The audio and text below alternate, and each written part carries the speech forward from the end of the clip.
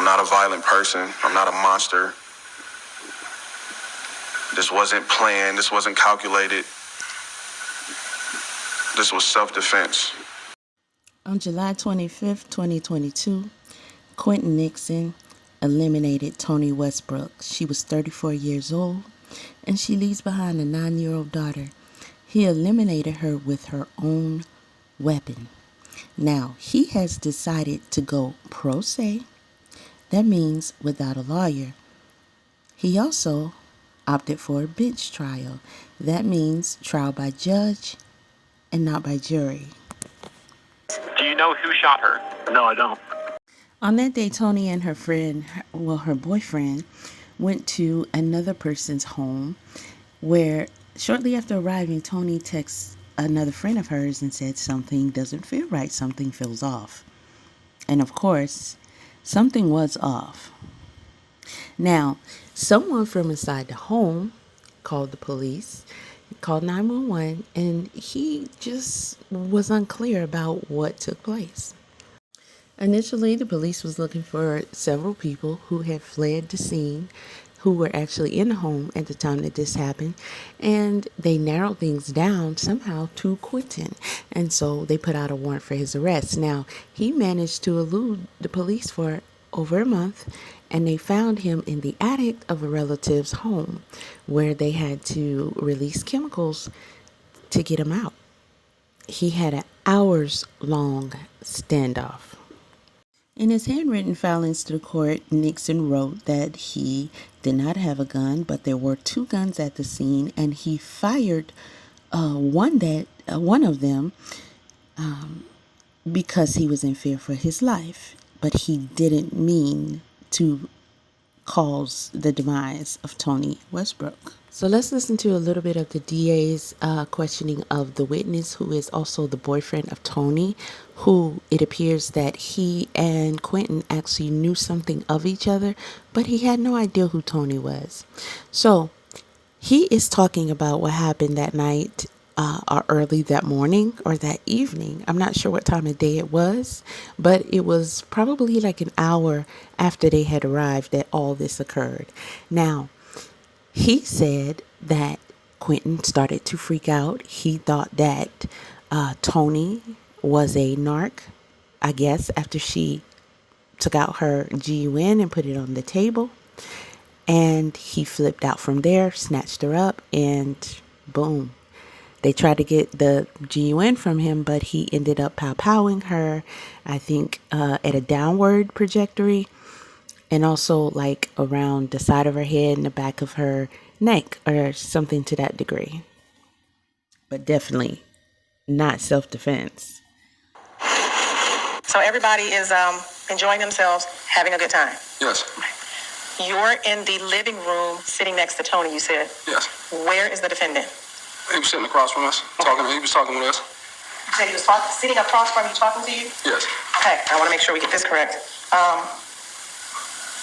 And will you please use your pencil and put Yes. an X where you were sitting? Oh, you know what? I keep it. Okay, can you put a circle where Toni was sitting? And can you put an X where the defendant was sitting? Okay. I was on my phone. Next thing I know, Toni gasps. He grabbed her gun. Quinton grabbed her gun. How did her gun get out? She was going through her purse. Okay, now you can tell that part. I know I stopped you before. Yeah. I apologize. Talk about how her gun got out. All right, so she was going through her purse looking for something. I don't know exactly what she was looking for, but she had taken it out, set it on the table. I jump up, Okay. start talking to him. Slim is in the kitchen, starts yelling at him. Okay. Now, What are you talking to him about? I'm trying to calm him down, and he's asking me if she's the police, which I was like, no, I'm trying to calm him down. Like, what are you doing, man? You're tripping, put the gun down, relax. When you say calm him down, I know he had the gun. How is he acting like when he's saying? Like he was out of it. It's hard to describe. It's just, it's hard to, it's just like, I wouldn't say he was panic stricken. He wasn't panic stricken, but he was definitely, it's hard to explain. You have to do drugs to understand. He was in another world, like as far as, he was convinced that she was a cop, and he was looking at us to verify that she's the police, and I'm sitting there telling him no. Slim's yelling at him, screaming at him, telling him to put the gun down. Okay. What happened after that? Everybody was froze for a minute. I could see he was thinking about it. And Toni's over here. She's scared to death. Toni twitches, and he snatched her up, yanked her across, literally drug her over the table pretty much. I tried to push her out the way. You tried to push Toni out the way? Yeah. And then at that point, him and I locked up. I bit into his face.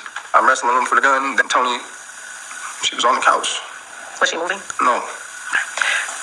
Did this happen quickly? Yeah, it happened quickly. Who shot Toni Westover? Quinton did. So admittedly, these people have been doing methamphetamines. If I remember correctly, no one stated that Toni was actually doing any. And as you heard the boyfriend testify, according to him, once Quinton saw her pull out the GUN, he felt like she was the narcotics police. And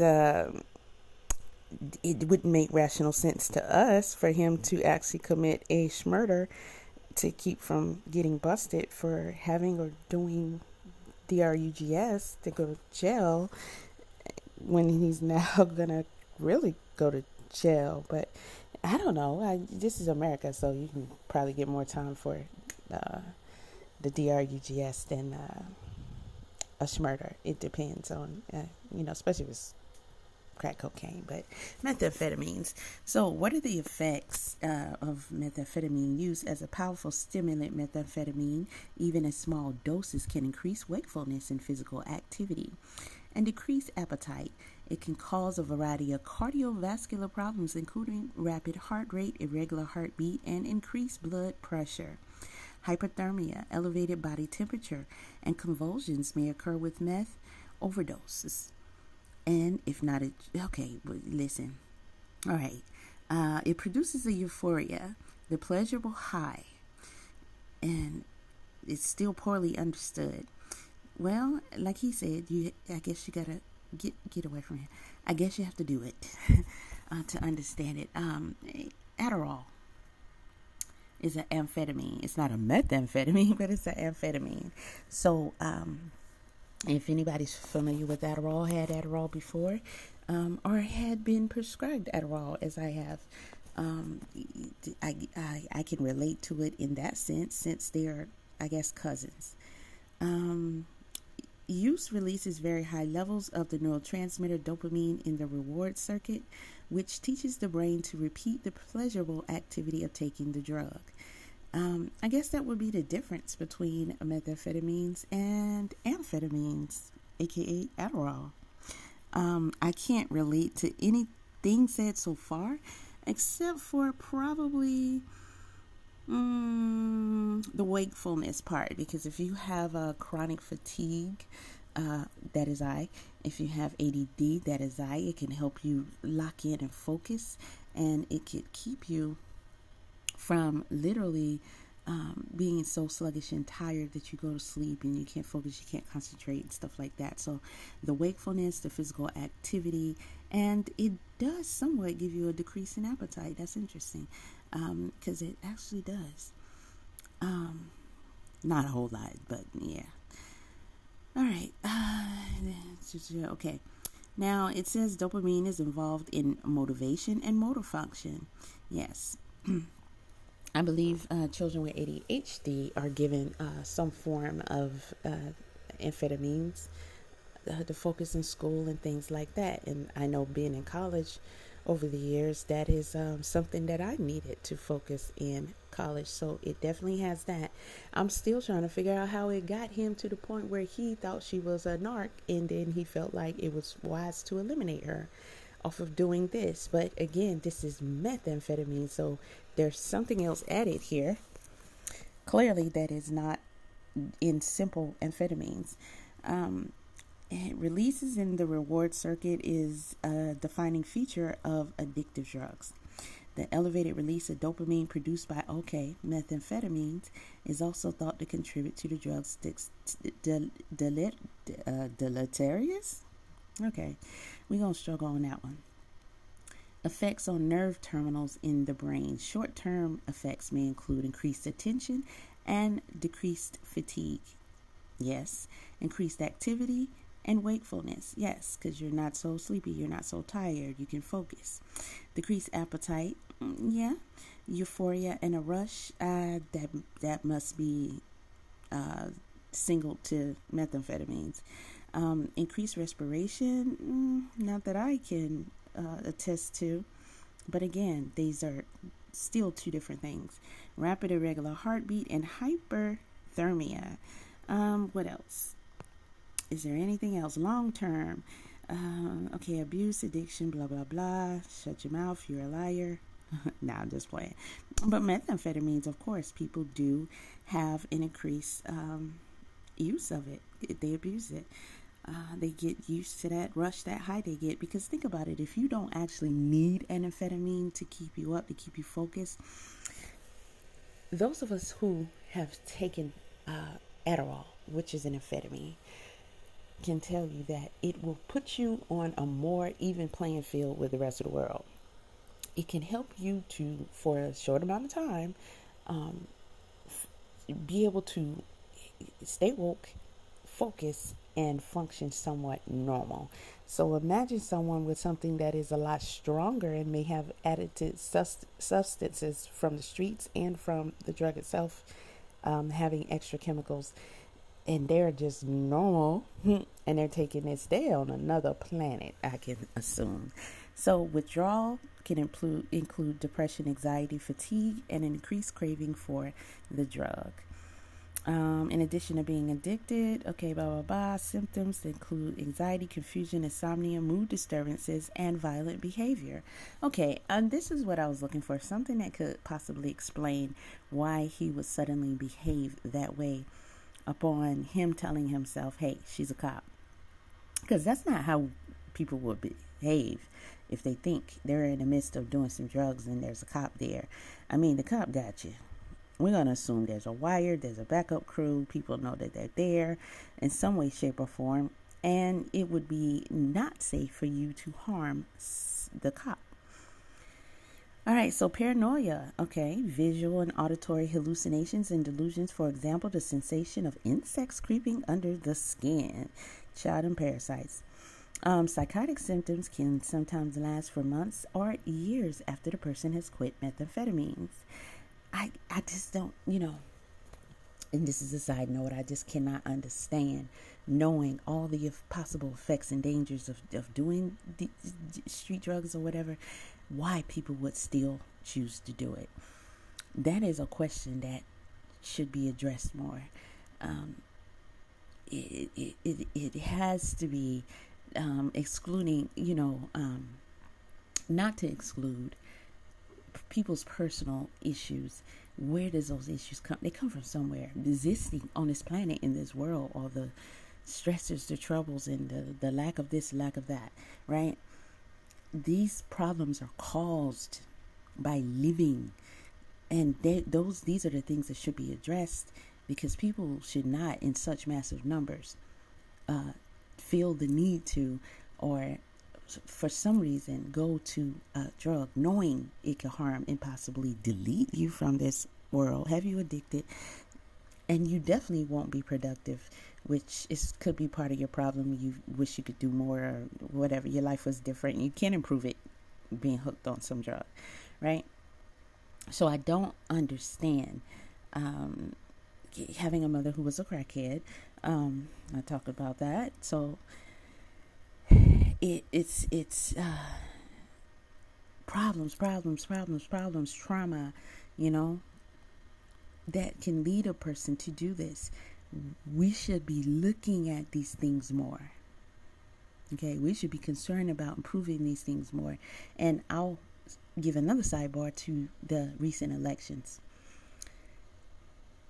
For Kamala to constantly say Trump is evil, Trump is harsh, Trump is this, he's that, he's a whole N-word, right? And not the N-I-G-G-E-R, but N-A-Z-I? Is that how you spell it? I'm not used to looking at that word. She was the one who was constantly, her entire campaign talking bad about the dude. And of course, her supporters and media followed, and they still are right now to this day. I mean, people are really losing it over this guy.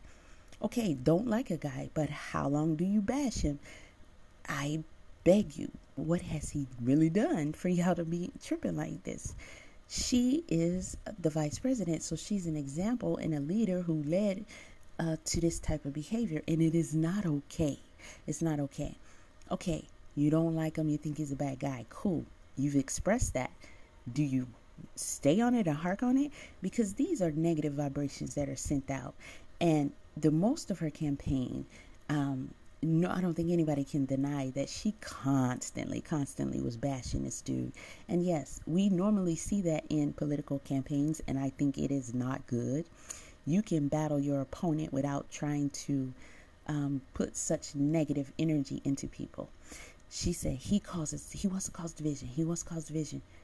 Literally, that's what she did. The entire time, it was always negative him, negative this about him, negative that about him. That's not good. That is, in my opinion, some of the things that leads to the cause of us having a depressed and stressed society. You're putting bad feelings and thoughts upon people and directing it at another, not just him, but who? Also his supporters. So the media followed everybody. So it's just been this whole entire campaign, and that has had an effect on me. So I know it's had an effect on other people, not because, oh, I love Trump and all that. No, because at the end of the day, if we want to go there, I haven't seen or heard anything that makes him to deserve to just keep being bashed like that. At the end of the day, that person is still human like everybody else. You speak your piece, you move on, people are going to see it, the proof is there, or it's not, or they're not, period, right?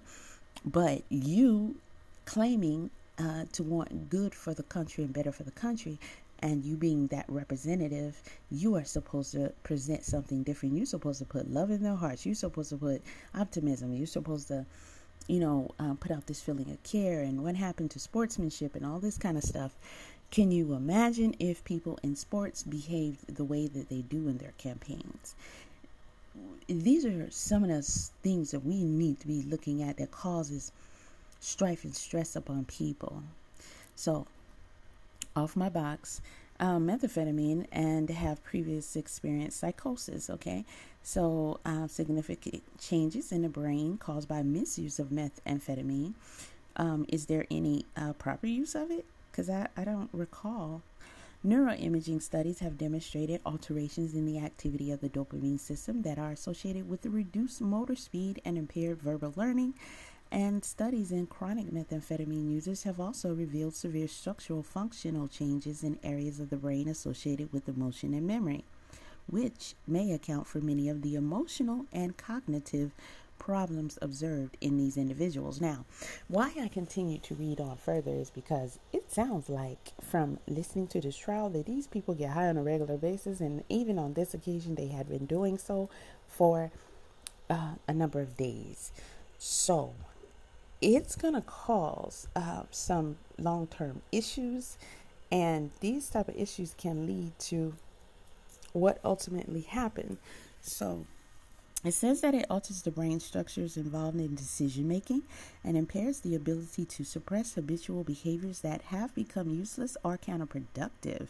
Now, the two effects were correlated, suggesting that the structural change underlies the decline in mental flexibility. And these changes in brain structure and function could explain why methamphetamine addiction is so hard to treat and has a significant chance of relapse in early treatment. Now, I noticed that Wade Wilson and his father in the beginning of his arrest were stressing that, hey, he was on DRUGS, right? I think he was doing some of the meth, but I think crack was his main thing, if I remember correctly. But they were trying to use that as sort of he should get some kind of pass for that. Should people get a pass? In this situation, being that they were up for days, lack of sleep and doing drugs for days, should there, and we know this is over, but I'm asking your opinions, guys, should there be some passes given to people when they do things like this and they have been using the DRUGS that can have this effect on them? Or should they suffer the consequences as if that wasn't a factor, because hey, as an adult you made that decision. That I'm interested in knowing what people think about that. If my loved one was a victim to someone who happened to be high, I wouldn't want them personally to. I wouldn't want them to have the luxury of having you be able to use this as an excuse, because you are supposed to know that this can be a possible side effect of doing this.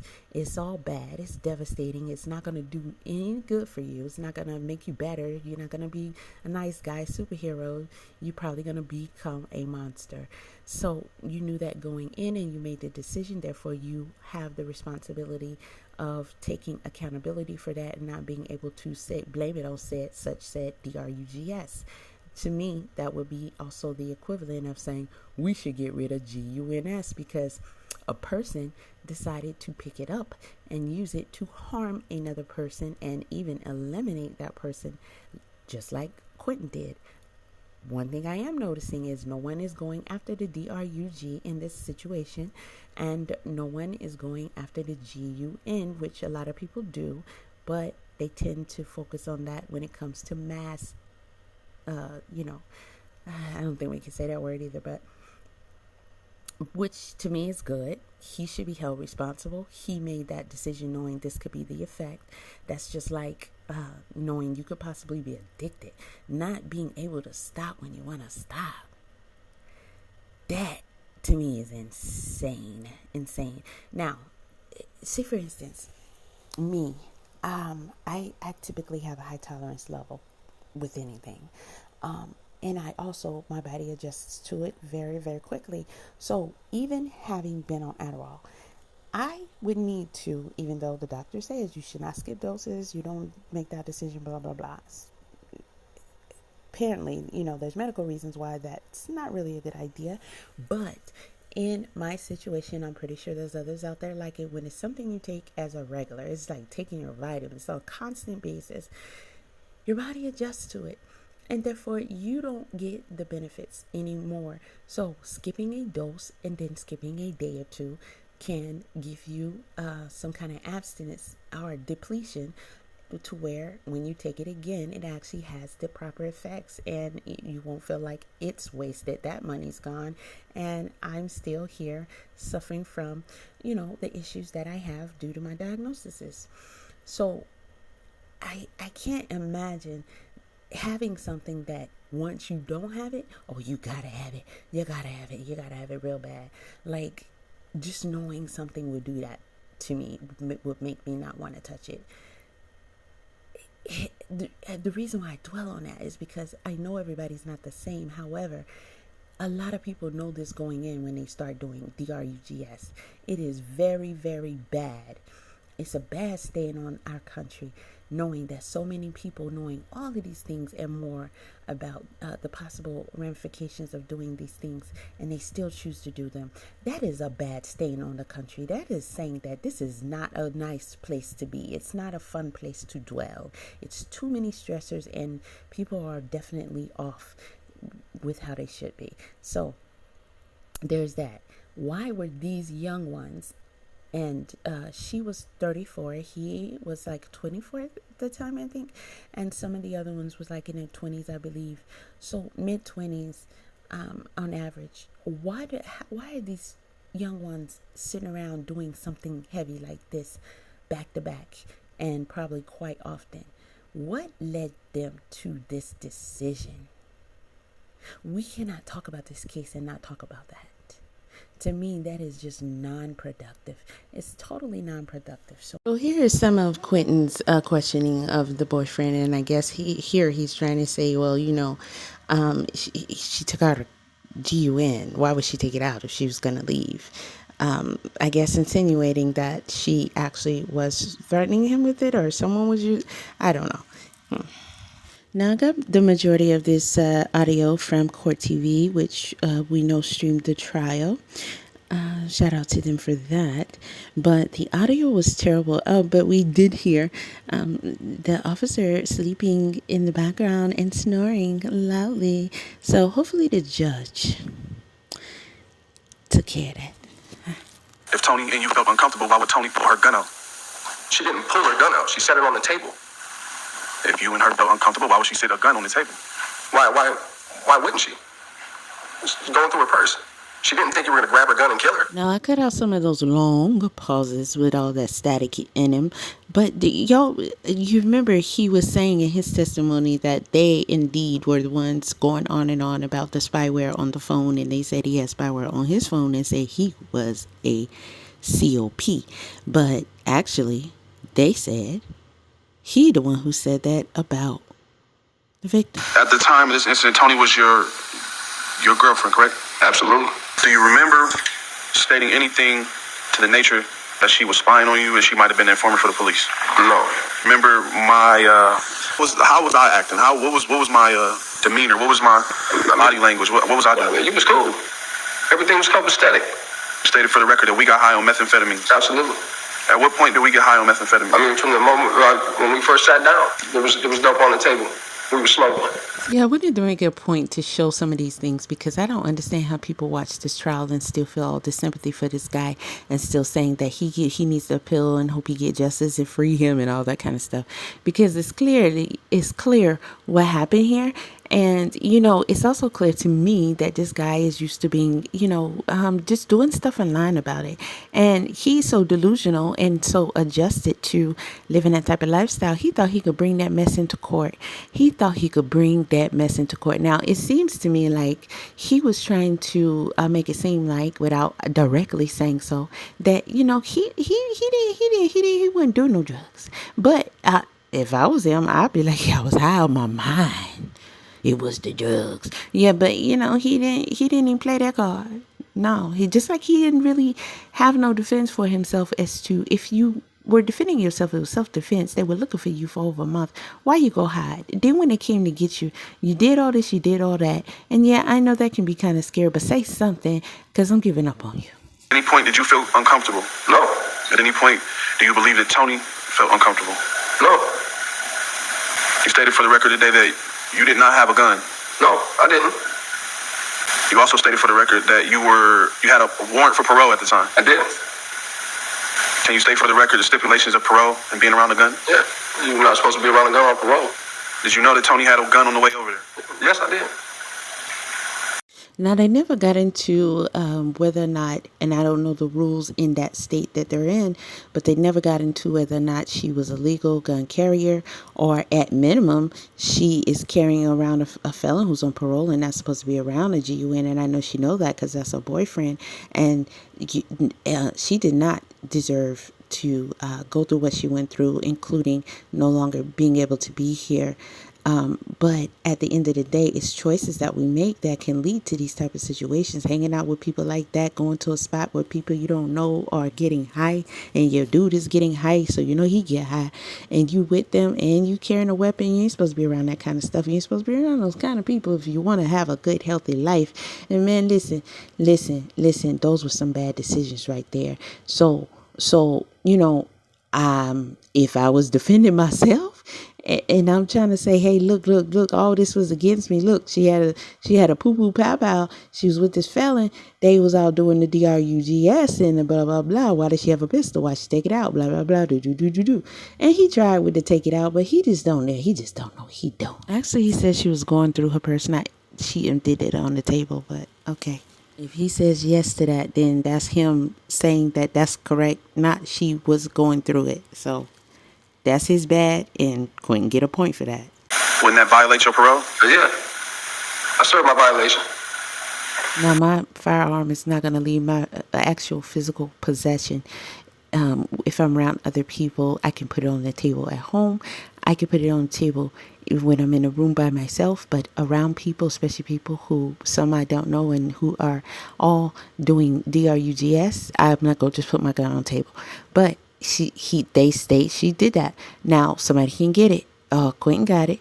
Now, when they charged Quinton, they charged him also with having another one that he bought off the streets. And in that charge is stipulated that if you have it when you're in the car or out the car or something like that, could it be accessible by other people? So, as a GUN owner, You are responsible for making sure that you do not have it to where it's accessible for other people. You put it on the table, somebody can grab it. Quinton grabbed it.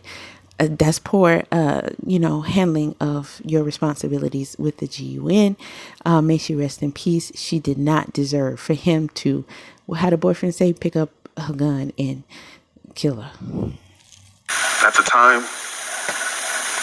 you stated on record today that she emptied her purse on the table to look for something, correct? Right. And you're also stating that she put her gun on the table. You know, it's important if you can be charged with that as a owner, and he was actually charged with that as well, just because he had the possession of that GUN, whether he rightfully had it or not.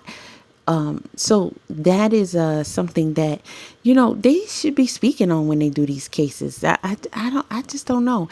It just does a great disservice to just sit up here and run the case and just do all this ad-libbing that they do with the experts and everything, and they cover all these bases, but they're not covering stuff like this.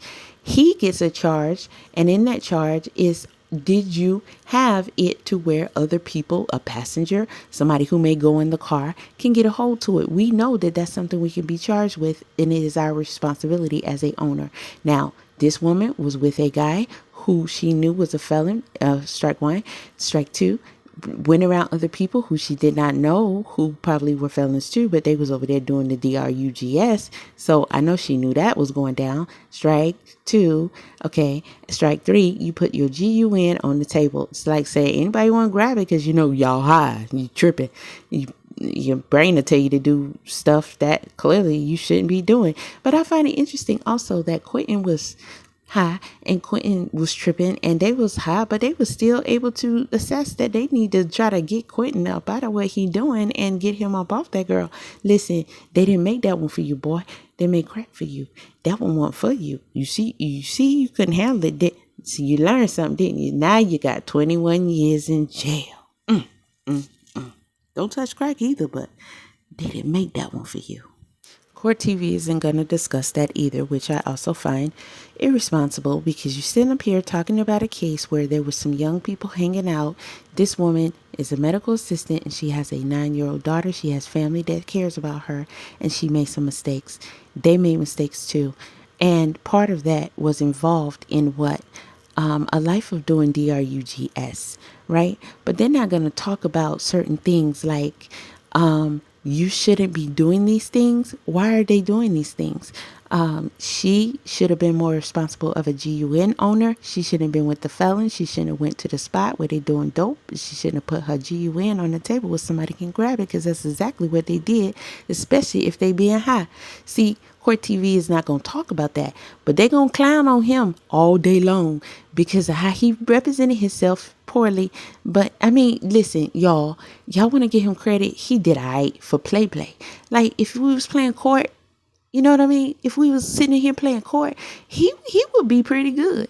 But that's not what we're doing here. This guy is on trial for actually eliminating a person, and he is representing himself poorly at that. But yeah. Now, like I was saying, if we was playing court, yes, he would probably kick some butts, because most people probably wouldn't do as good as he did. I know y'all played court before, just like you played house and other stuff like that.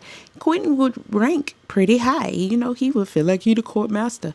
But we're not children, and we're not playing, and we just not playing. But you see how he came back and he grabbed himself, and he's like, oh yeah, I'm supposed to have him see this person who I interview him. And he went back.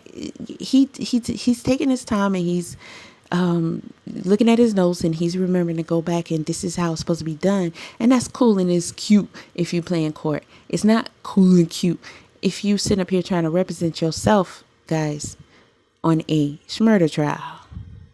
You see, he lost, didn't you? And knowing he lying too.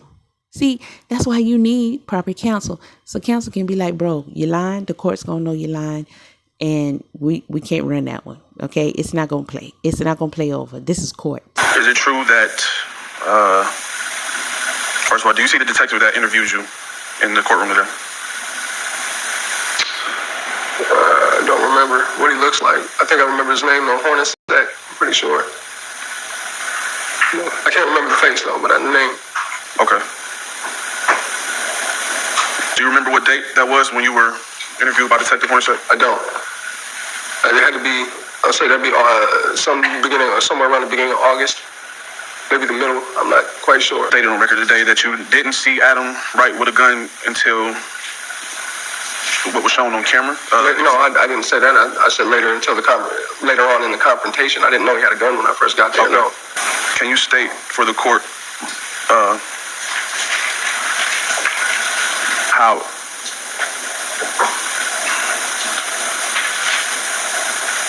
Can you state for the court how you bit my face? Was I standing up? Was I laying on the ground? I'm standing up. Now, in his testimony, Quinton said he was lying down. He said they were on top of him, and that's how he was able to get such a grip on his face. That makes sense to me, because how you gonna stand there while somebody stand there and come into your cheek and put their teeth in their cheek? He had a bite. Oh, he had a bite. I think that was the only injury they actually found on him, but we're gonna get to that. But, you know, in the prosecution's closing argument, she said that he was lying down when he got bit. Did I ever fire any shots at you?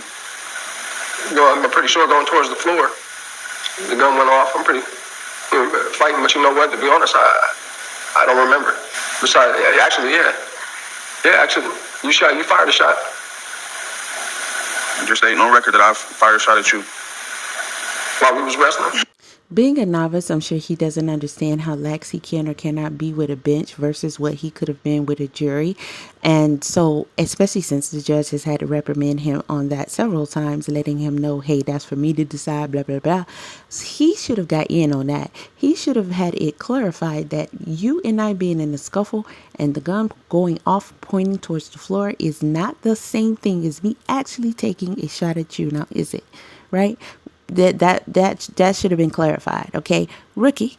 Okay, so he let that rock. Now, the judge can use her discretion to say whether or not she wants to believe that part or not. But why leave it up to that? Because what if she decides to say, okay, he remembered it differently than he was remembering a few seconds ago. So Quinton didn't contest it. So I must say that his remembrance was correct.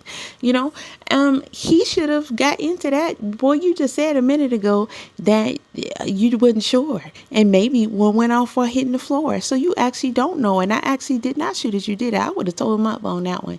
I would have made it clear that he cannot sit up here and say that. Plus, didn't you say you don't know because you was high? Remember earlier in your testimony, you were saying you was high that night, you was getting high. In fact, when he asked that dude, is he high today? I would have told him up with that one too. I would have been like, would it be safe to say that I've seen you high so I could tell how you would be speaking and moving and looking and acting if you're high? And yes, because he can't deny that. Not that he knows him very well and he's around him all the time when he's high and all the time when he's sober. He was around him when he was high. That's good enough. Okay, so if I'm saying that you appear to be high today, would you say that I cannot make that assessment? You know what I mean? I would have put a lot of into, bro, he high today, Judge, he high. Okay, I would have left that out there. So, you know, there's that. Because didn't he say you got to be high to understand it? Okay, all right, cool. If people get high all the time, you might not necessarily readily be able to notice that they actually high because they function in high heads, right? Okay, Quinton dropped a lot of balls here. And, you know, what's really sad is that they say he had a good lawyer.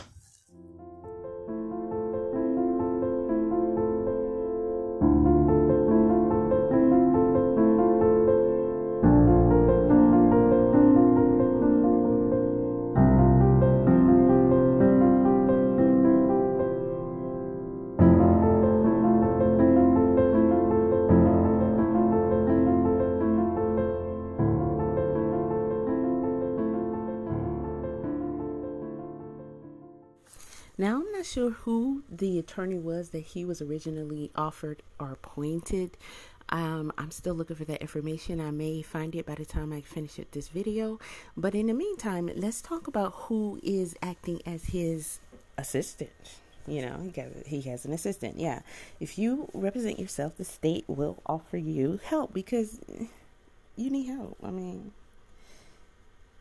take the help. Just take the help. So this is Mr. Joe AakashaPri. He does not have too much information on his page about himself, so I'm thinking that this is not the guy that he was offered, because I did hear, I can't remember where, but they said he was offered a very good attorney. So I'm hoping I do find that information again and be able to tell you guys more about what he was offered versus what he actually took, which is himself. But his assistant here, it says he has dedicated himself to defending your rights. His real life, real world knowledge of the system approach has resulted in many wrongly accused people clearing their names and having freedom restored. Many, can you put some numbers on it, sir? That would have a greater impact. Mr. Perry has represented people in a variety of criminal and civil matters, and his practice areas include adult and juvenile crime. This is not a good website, and it doesn't come across well on mobile. He's located in Akron, Ohio. Probate law, including civil commitments, guardianships, and guardianship opposition, personal injury, including vehicle accidents, and civil lawsuits. Too many varieties here. You need to kind of specialize in one or two areas. That's when you boss. So I definitely don't think this is him. But he says he has experience.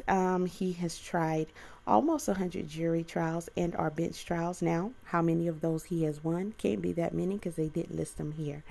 But, you know, he looks sharp in court. Them suits on point. And I'm pretty sure he got a little check from the, state or whatever. Completed his internship with the City of Akron Prosecution and Law Department. Graduated Valdosta State University in 2000. And he graduated University of Akron School of Law in 2004. And I don't care about his hobbies. So there's that. Let's see if he has some testimonials or something. Okay, here we go. Yeah. We don't care. Okay. So here's a plot twist that really wasn't that helpful. Kind of surprisingly, but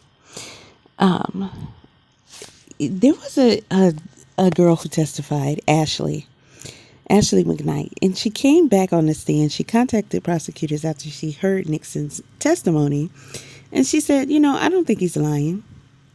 But what she wanted to clarify in her testimony is that maybe she heard him say he's not a cop instead of hearing him say that the victim was a cop. Now, this woman, in her previous testimony, again, he did not do a good job. Y'all are still online replying to me on TikTok saying he did a good job. He didn't, guys. It should have been clarified on her testimony that she just don't know how the altercation got started. She did admit that, she was mostly in a room and she saw it in the midst of the tussle and all. But she doesn't know how it got started. Okay. I think that she kind of just gave a testimony based upon what the guys have already said, and just assuming that, hey, maybe they're telling the truth. Maybe that's what happened. I don't know. But I don't think she was being intentionally deceitful or anything. She did say, she was mostly in the room. But she came back on the stand, and let's hear how that went. Cringe again. Stand right there. Raise your right hand, please. Do you solemnly swear affirm to tell the truth, the whole truth, and nothing but the truth, so help you God? Yes. Go ahead and have a seat. Keep your voice up. Speak into the microphone and make sure the light on that microphone is blue, please.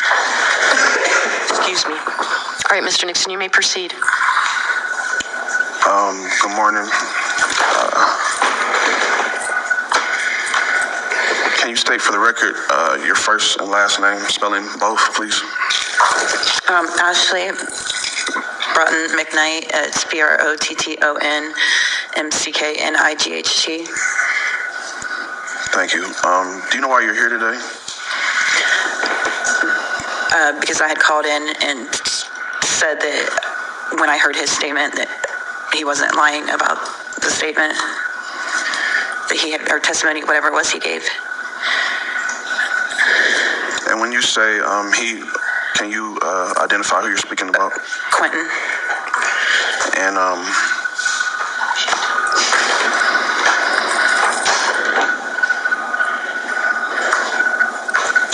were at one point a state's witness testifying against me, correct? I was testifying. I don't know if it would have been in.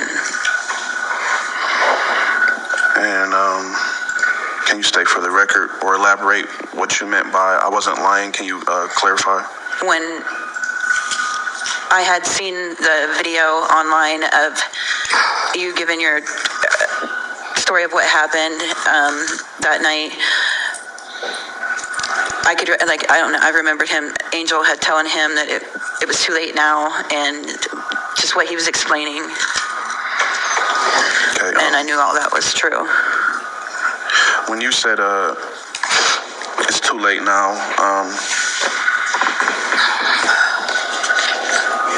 just to clarify, would that be the part when I said prior to the incident, Angel was sitting in the living room at the table around, it was me, Brian, Adam, and Toni Westover, and at that time, that was around the time that Brian was basically stating that I was the police, and I was trying to get my phone back, and I asked Angel to calm him down and to tell him that I wasn't the police and that he was tripping. And yeah, that's when I called up here and said that all that was true. I can remember hearing all that happen. Okay.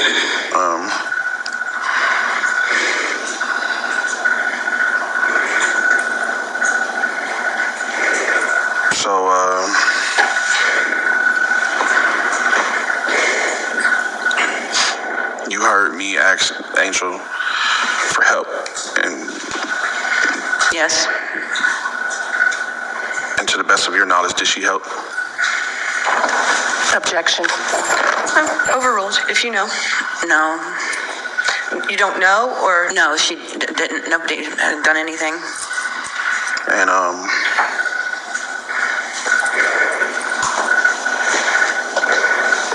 when she said it's too late, there's nothing I can do, he's here now, do you know whom she was speaking about? I'm not sure who she was speaking about. I would just assume Brian.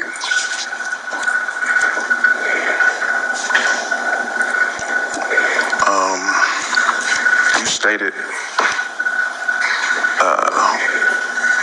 is it true that you stated that you seen me wrestling with Toni and you didn't see me wrestling with Adam or Brian? Right.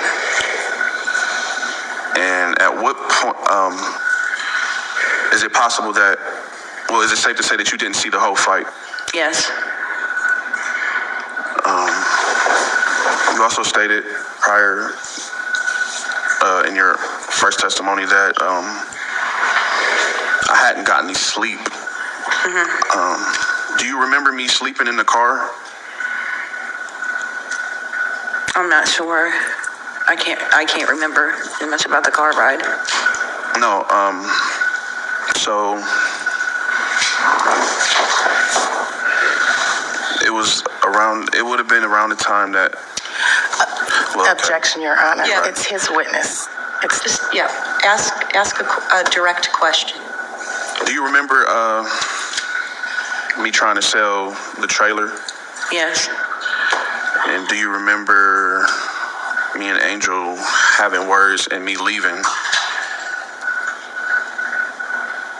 I remember you guys had words, but I don't know who had left because I was in and out so much. Do you remember leaving with Chip and Mans? Yes. And you don't remember me sleeping in the car? I can't remember. Okay.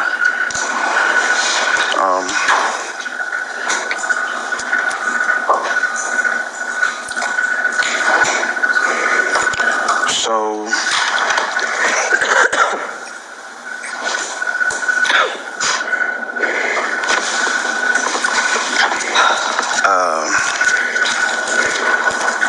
do you know about a conversation about Angel cleaning up the scene as far as I know of Angel calling Adam and asking what to do with the bullets that was left at the house, which I had mentioned. What to do with what? What to do with the bullets that was at the house, because she had picked them up before the police had got there, what she could find of them. And he just told her to throw them out the window because it was the next day when they come to pick me up from where I had ran to, which I had mentioned that to the police and everybody. So you said you mentioned this to the police Yeah. prior to you being on this, hearing my testimony. Mm-hmm.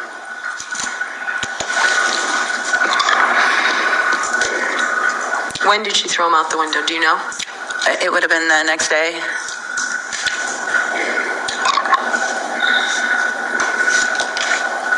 Do you have any knowledge of Ron having a machete?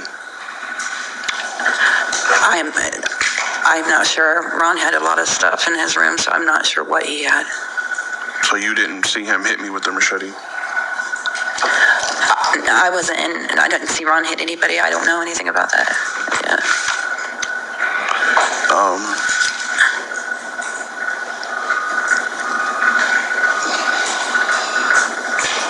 Just to clarify, so you're stating that Angel McClain picked up bullets and cleaned up the scene before the police came? Yeah. Before the police came? When she was on the phone with Adam, that's what she had said to him. Which what she could find of them. Okay, so it seems that basically the things that were established here is that she's clarifying she does not know, per her own eyes and ears, how the altercation got started.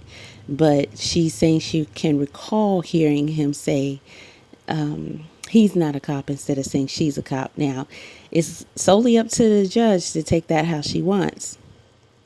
And all kind of things can be involved when it comes to these kind of cases. I know that Nixon was saying that others at the party were never arrested. Remember, he pointed out that the boyfriend he was around a weapon and shouldn't have been. He said he served his time. I don't know what that means because that wasn't that long ago that this happened. So what are the punishments for a felon violating in that manner? And what kind of time was that? I would have asked him for clarification on how did he serve his time on that. And Nixon talked about that, they committed drug and gun related offenses and while on parole or probation, and they've been free all this time. He also accused investigators of setting their sights on him, yet ignoring the evidence that allegedly implicates others, including the victim's boyfriend. And that would be Brian Fields. And he said that Brian is the one who actually started the physical altercation that led to the tussle over the weapon. We weren't there. However, I will admit as much as that it does seem to me that this story could kind of go either way. Now, all in all, my conclusion, if we are to settle with what the judge said, what she concluded and what we've heard and everything, we can conclude that, hey, they were getting high. That stuff wasn't for him. He had a bad trip. Boya, boya, boya. He saw her set her weapon out and he thought she was authorities and he made some doo-doo decisions. Or it could have went more so the other way. But, there was enough doubt there to cast upon whether or not it went the way, possibly that he stated. And, he had so many inconsistencies and he tried to make things into a lie that wasn't and things into the truth that wasn't too many times. So I don't blame the judge for her judgment, honestly. I really don't. He wasn't as credible as he should have been, especially in representing himself. If he had a lawyer, his attorney wouldn't even allow all that BS he was doing to even get out. But like I said in a previous video, you play around with the courts, play around with the judges. They're not feeling you on that. Okay, you can get away with that stuff with the jury. They still gonna, listen with their hearts and look for what they think is the truth. Some of them may, but a judge is not going past that. Like she said, his testimony was mostly self-serving, and it was manipulation and lies in there. His cross of the officer, and trying to make it seem like the officer was addressing the young lady when we can hear him in the background say he wasn't driving, right?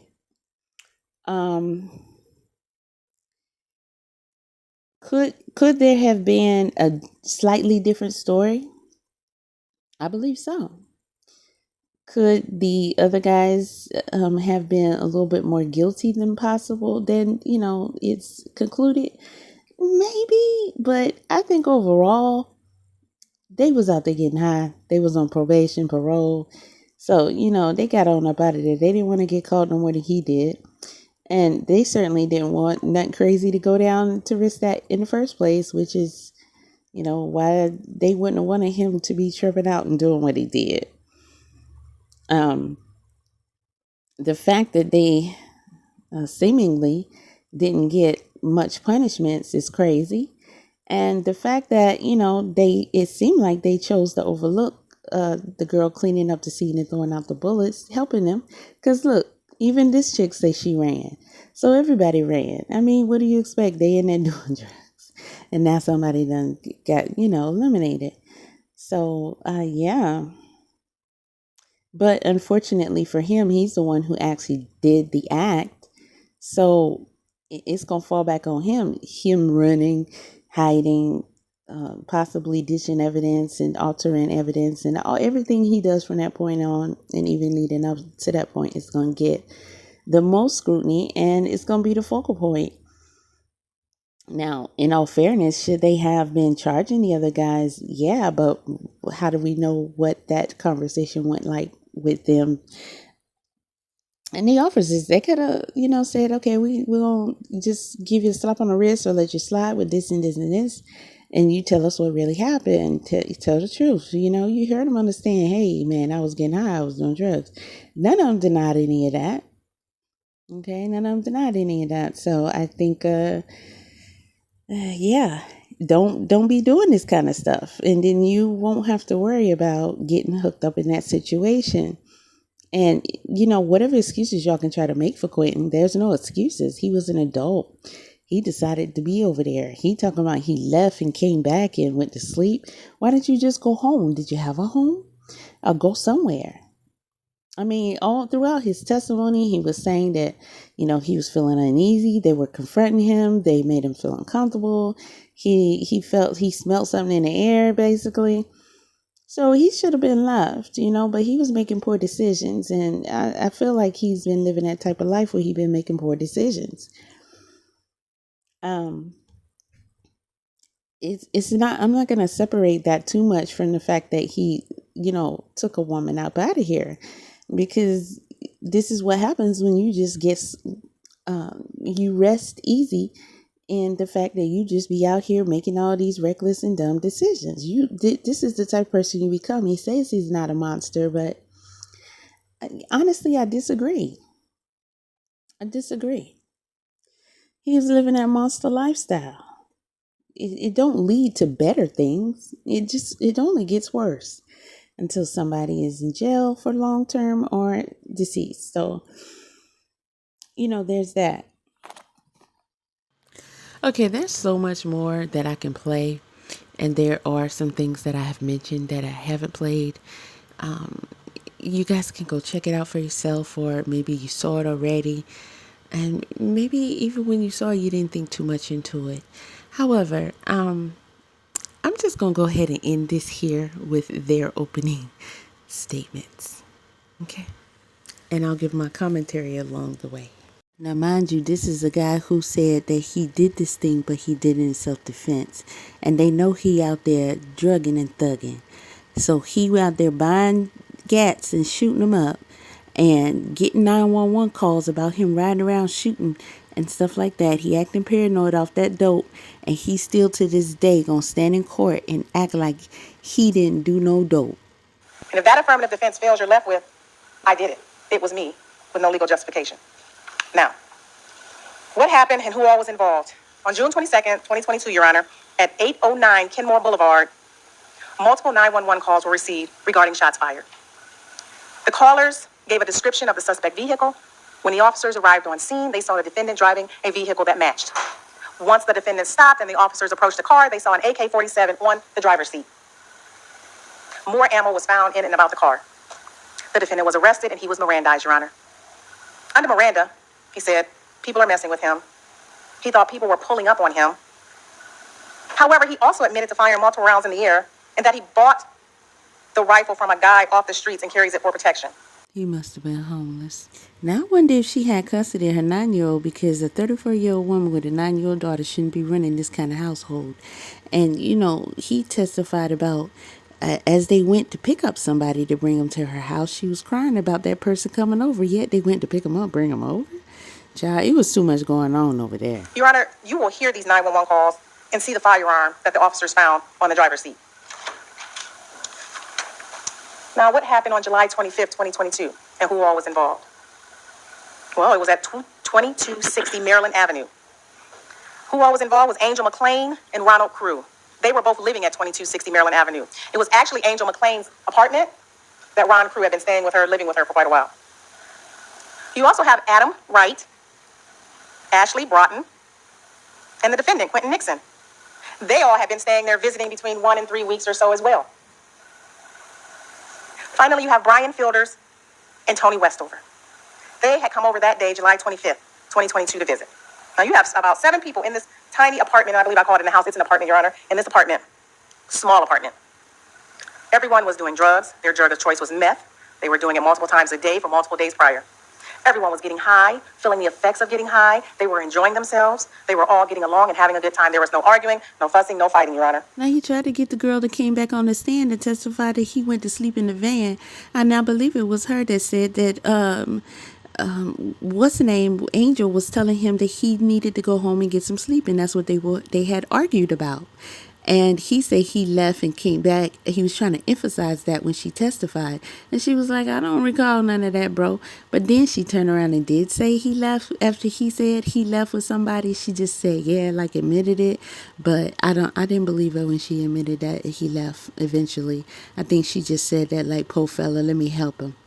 People who saw the interrogation video said that he was tweaking on there. So listen, and he had to be tweaking to be out here shooting up guns in the air and going to get an AK when the police want him. Listen, y'all, that guy that called in that 911 call about somebody riding around in the car shooting everything, I didn't even think that was related to him. So this is he out here being a real wild boy, right? On that stuff. And he is so full of himself. I see a couple of people call him a narcissist. Y'all might have picked right on this one. And when the judge say self-serving. Oh, I was a police officer. Not police. I went to boot camp training to be a side.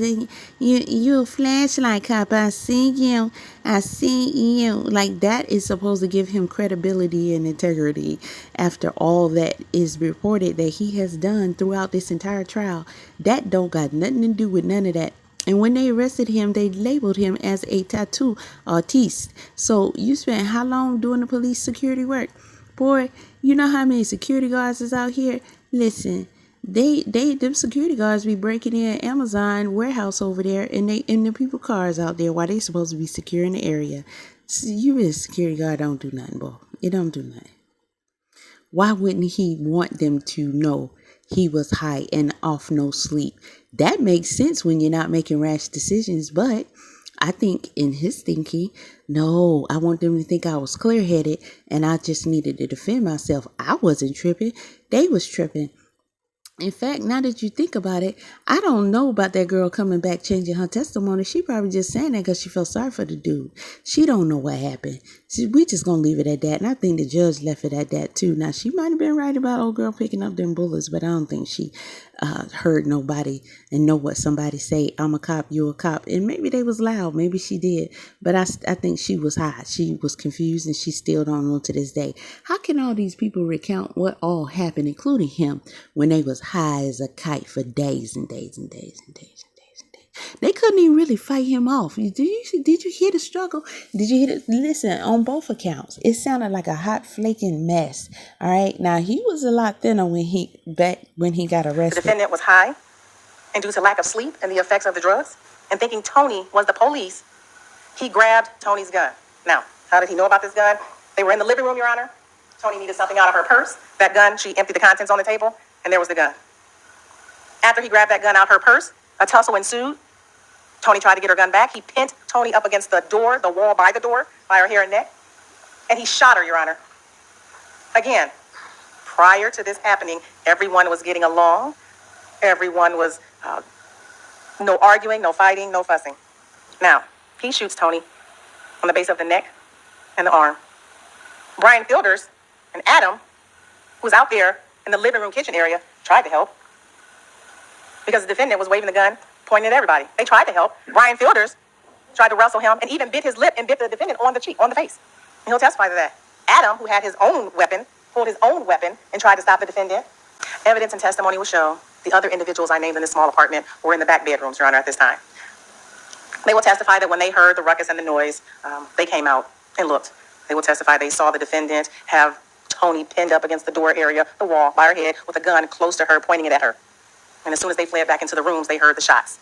They heard the shots go off. They killed Toni. Now, once this happened, everybody, again, smoking, a lot of individuals had warrants, they decided to flee.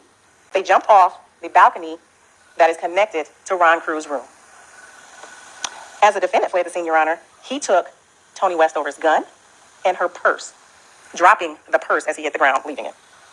No one was caught that day. No one was found that day. Prior to that, individuals were interviewed, with the exception of Adam Wright, who was recently interviewed.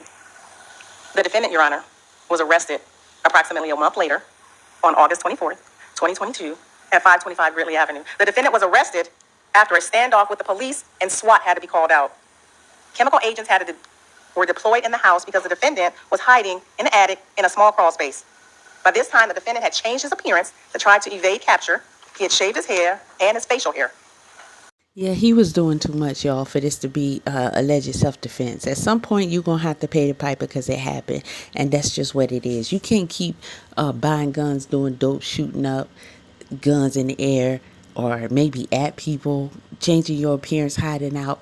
That's you constantly disobeying the law. Then you're going to turn around and get a bench trial. That shows right there he didn't know what he was doing. The judge is not going, every account of him breaking the law, she's going to take that and hold it against him because that's her job. She's a judge, and she does not have no feelings in her heart to excuse you from breaking the law. Now, juries might say, I get it. He was scared and everything. I mean, what would you do? We don't know. We never been in that situation. Who wants to turn themselves in and you don't know what they're going to do? Oh, and he was a black man. So, you know, just no, it don't work like that with the judge. He did too much stuff. She said it herself. He had too many inconsistencies. His testimony was totally self-serving, and his opening argument, oh my gosh, that is a hot mess. Even people in the comment section under that video, once they heard that, was like, dude, you best get a lawyer, you fried. Because it was just horrible. It was terrible. And after listening to the prosecution, he came back with that confidence, like he knew what he was doing. Like, this dude is delusional. Them drugs done messed his brain up. And, you know, it's real sad that y'all actually think that this dude, it deserves something or he did a good job. No, in my opinion, he needs to pay for what he did. Now, whatever they did on the side, they ain't have to pay for it, whatever.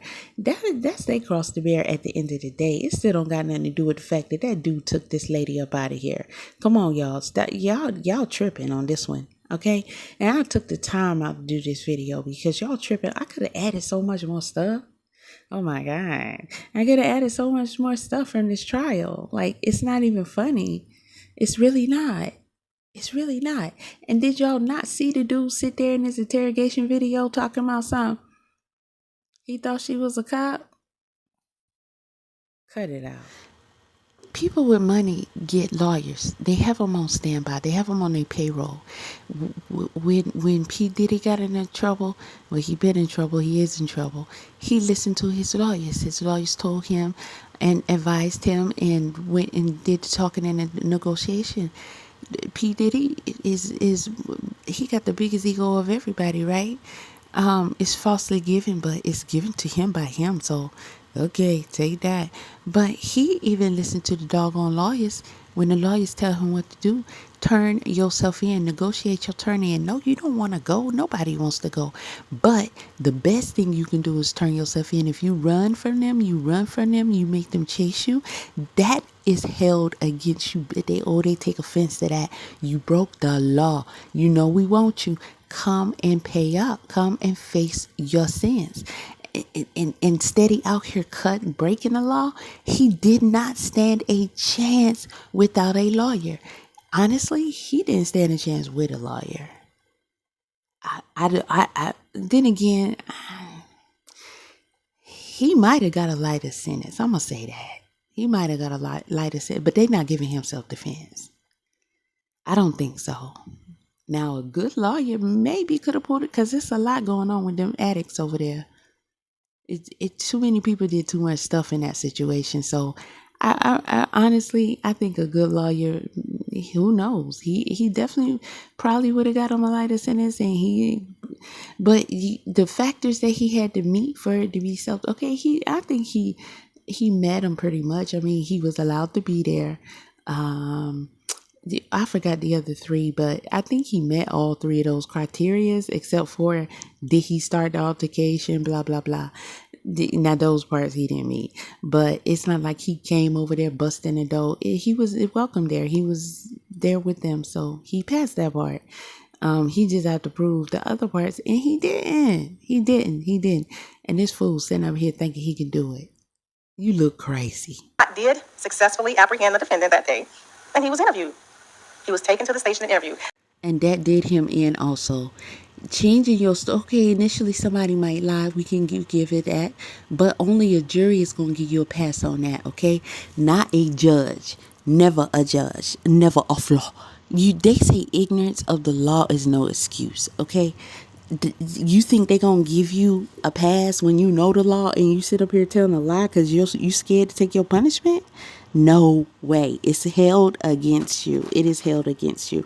And then he kept lying. He lied throughout the whole trial. She didn't want to flat out call him a liar, but she said he was lying. So it's the same thing.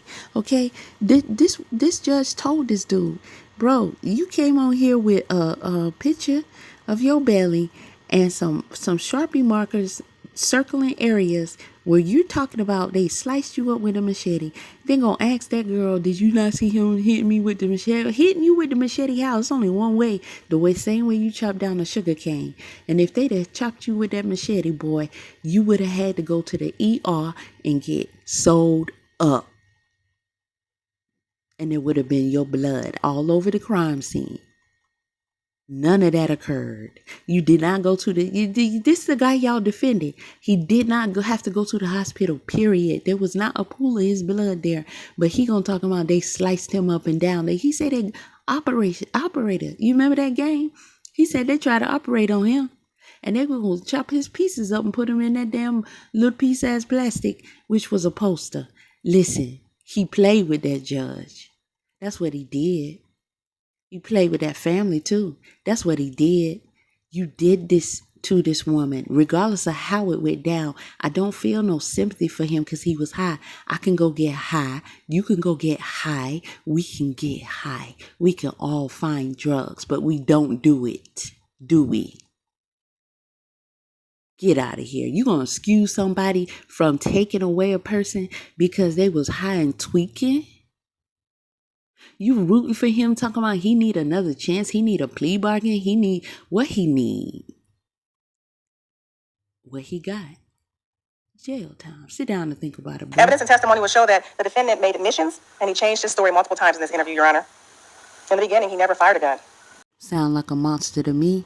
Now, why can't he just admit and say, yeah, I was tweaking, I was high.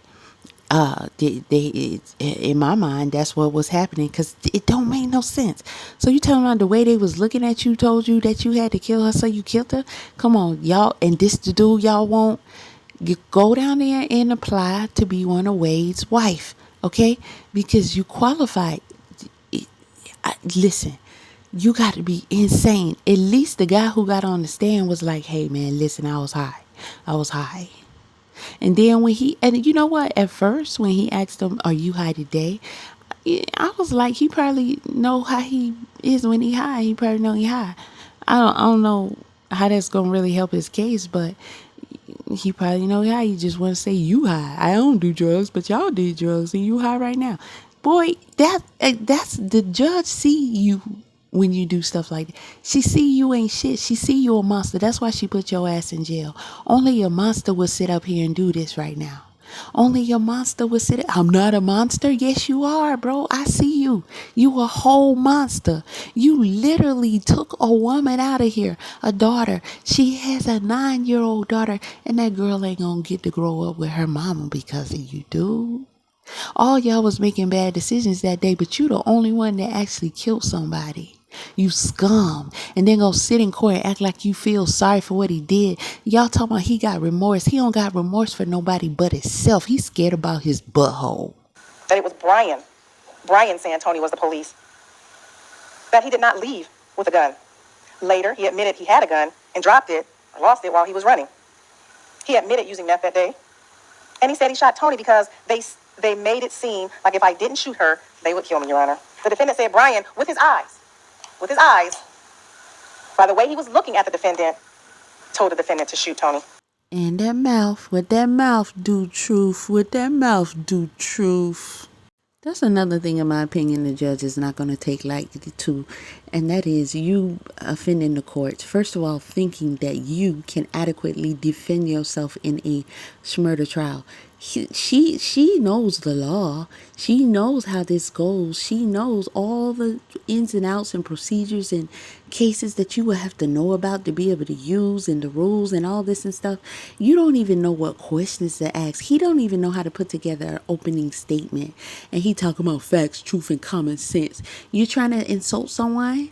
Because who we talking to here? You're not talking to us. You're not talking to nobody in that courtroom, bro. You're not talking to nobody. And the prosecutor is listening. She's listening, so she'll know if she need to come back on you. But you're not talking to her either. You're talking to one person, and that is the judge. And you don't need to tell her about common sense. She got years in this game, while you been out here running the streets and don't even know how to retain your own attorney, just in case you get in trouble. That you know you're supposed to let the attorney do his job. Bro, as a CDL driver, I got a special CDL attorney on standby, and they get it done. They get stuff done that I know I couldn't be able to get done. You will hear the 911 call. You will see the video of the individuals jumping out the balcony. You will see the photos from the scene. And you will have the medical examiner's manner and cause of death. You will also hear testimony from Angel Wright. The state is anticipating you hear testimony from Angel McClain, Ronald Crew, Ashley Broughton, Adam Wright, and Brian Fielders. Those are the individuals who were in that apartment that the state anticipates the court hearing from. Based on that evidence and testimony, Your Honor, the state is confident that you will find this defendant guilty of improperly handling a firearm in a motor vehicle that occurred on June 5th of 2022. You will find him guilty of the murder with the firearm specifications, both counts, felonious assault with a firearm specification, and tampering with evidence that occurred on July 25th of 2022. And most importantly, that these acts were not committed in self-defense. Thank you very much, Your Honor. Thank you, Ms. Easter. Grand Rising, ladies and gentlemen of the court. The case that is being presented today by the state of Ohio is not murder, nor is it felonious assault. Things aren't always what they seem. This case is a case of facts, truth, and common sense. I know the prosecution team celebrated after this opening statement. They celebrated this win. They finally got some rest. Because all they had to do really was sit back and chill. And I know the judge was just shaking her head on the inside. He talking about stand your ground, self-defense, and stand your ground. And y'all can't see that this dude was doomed? Bro, why is he said stand your ground twice already. This is not a stand your ground defense case. It is not official that this is a stand. No, it says nowhere. The prosecution didn't say it. The judge didn't say it. The charges are clear. Do you want them to read the charges again? Well, she gonna do it under her sentencing. And the prosecution brought it up in the beginning, and none of it was stand your ground. He can't just claim stand your ground. It has to be an official defense claim. Then they have to approve it. It has to be applicable legally. It has to fit the criteria, and they have to approve it. If he probably don't even got stand your ground in that state. Now that I think about it, I ain't even gonna look it up. He probably listen. This is a big dummy. He's a big dummy. Oh, he a big dummy. It is not murder if it is self-defense in defense of others. It is not felonious assault if it is stand your ground. It is not my responsibility to prove defense, self-defense, or defense of others or stand your ground. He been reading other cases, and he read that in the law library somewhere.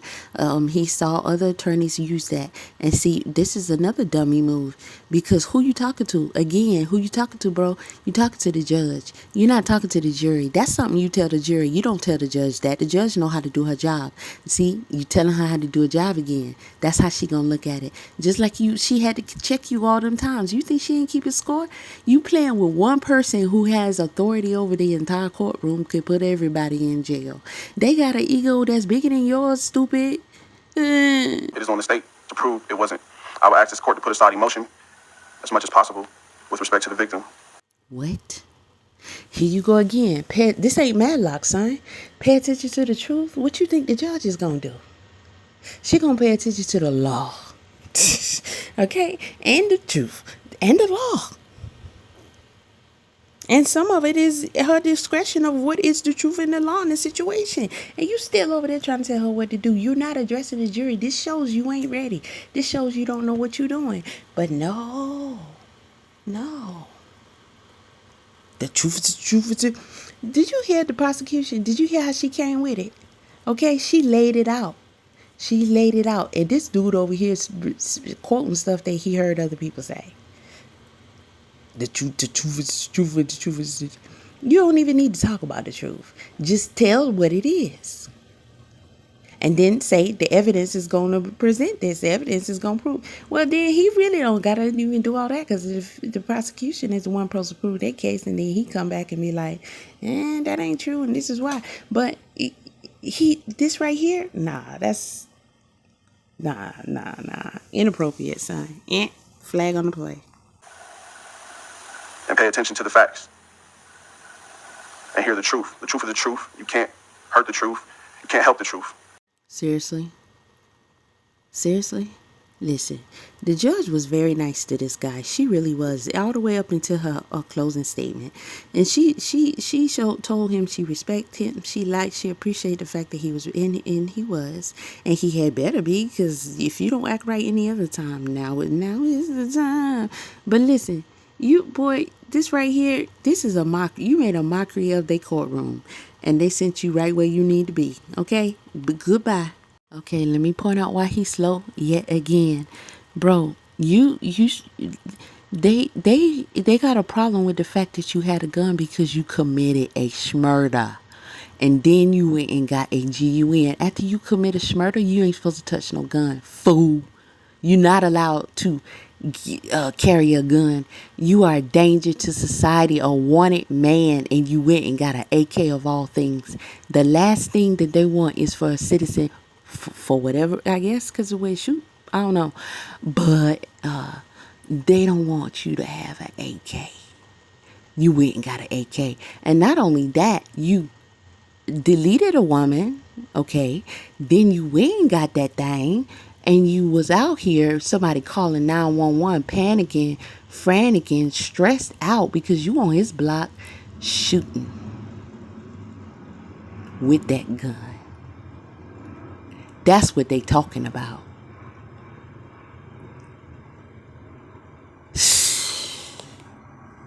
Only thing you can do is hide the truth. And the truth is, the state is attempting to hide the truth.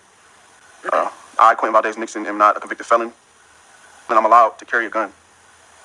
But I did not have a gun that night. Answer this one. Who was you shooting at that night when you was riding out with that girl and you was shooting? Who was you shooting at? This is a horrible person, and y'all want him to be out here in society. Y'all got to be careful with the decisions that you're making, because they're not good ones. You wanted him out on the streets. This dude eliminated a woman. I don't care if it was self-defense, stand your ground, or what have you, but he out here and done went and got an AK-47 out here still drugging, and done got him another girl, brought her up in his mess, and he ran around here shooting out. Who was he shooting at? He was afraid for his life. Did somebody try to jump him, or was he tripping yet again with his guns? He could have eliminated somebody else too, y'all. If he stayed on the streets long enough, he probably would have. His paranoia probably would have increased because he knows he's wanted. And who knows what story he done made up in his drug-infused head about what the other guys that was there that night. You see the one he's telling now. So he really could have caused more damage. And y'all want him out here on these streets. Answer the question, boy. Who was you shooting at that night? Huh? Why was you shooting that gun? Why did you go get an AK and was shooting that gun when you should be taking your tail to the police station? You can't avoid this, okay? You're not Asada Shakur getting extradited and protected in Cuba. Boy, you don't have no way out.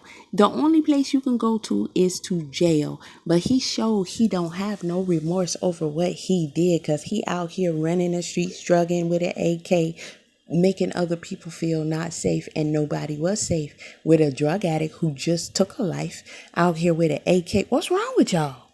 Of this incident, I was in complete fear for my life, and through testimony from several witnesses, as well as exculpatory evidence, I will be able to prove without a reasonable doubt that my actions were justified in the provisions of law. There are questions that need to be answered. Now, I'm tired of talking about this fool, so I'm just going to let him ride out with his dumbness. And I'm not even going to comment on nothing else, because it's all dumb. This was not even an opening statement. This was just ignorance. This just shows why he should just be sitting in that courtroom, be quiet and not saying anything. But no. Questions would be, what is the procedure when someone brandishes a weapon? What do you do? What is the procedure when someone puts a gun to your head? What do you do? And you don't have a gun. I have my Ohio Peace Officer Academy certificate, which my job of choice was armed security, that I did for several years. And human nature, when put in situations like that, it is either fight or flight. And I'm being persecuted because I chose to fight for my life. I chose to stand my ground. I was legally allowed to be where I was at. I could never have started the situation or the fray if I didn't have a gun. The state claims that I was high. There's no proof of me being high. The only proof of anyone being high is the person that is deceased, because it was found in the toxicology report. So through testimony from the state's witnesses, as well as my testimony of myself of the actual events that happened that night, I would be able to better prove my argument of self-defense and stand your ground.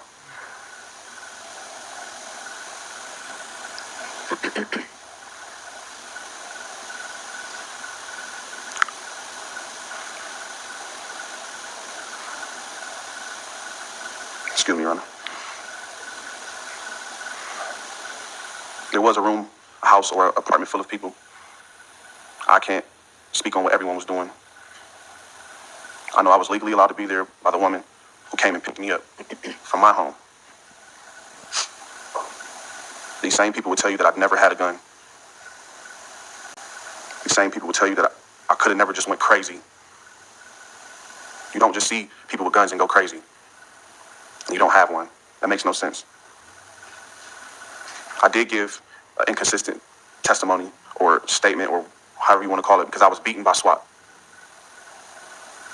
I was barricaded in the wall, and they did throw gas ammunition, which burn your skin. I did lose consciousness when the police stumped me out. I was under duress when I gave those statements. But the truth is the truth. And through the witness's testimony that the state calls, you will be able to hear the truth. And I just ask for a fair trial and ask everything in its totality of the circumstances be taken into consideration. not a violent person. I'm not a monster. This wasn't planned. This wasn't calculated. This was self-defense. I was being jumped and beaten. For what reason? Maybe it was because I was dealing with the woman whose home it was, and her ex-boyfriend was there. I don't know. You can never start the situation if you don't have a weapon. That's all, John. Thank you.